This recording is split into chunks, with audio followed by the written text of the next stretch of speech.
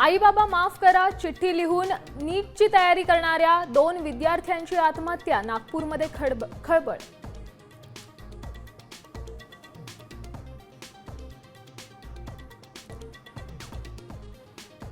PF advance काढण्याच्या नियमांमध्ये मोठा बदल, घर खरेदी करण्यासाठी पीएफ आर्थिक आधार देणार, 90% रक्कम मिळणार।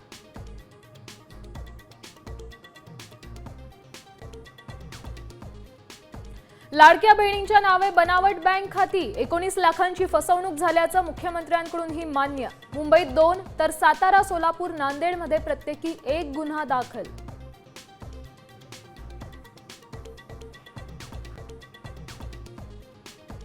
चित्रपटगृहात सिनेमा पाहणाऱ्यांसाठी खुशखबर, मल्टिप्लेक्समध्ये आता कोणताही चित्रपट फक्त 200 रुपयात पाहता येणार।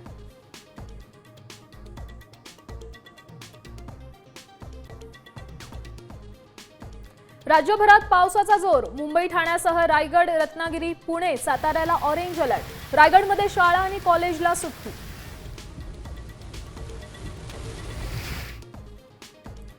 मुंबईकरांच्या पाण्याची चिंता आता मिटली, 7ही धरणं 75% भरली, गेल्या वर्षीच्या तुलनेत यंदा धरणात मुबलक पाणी साठा।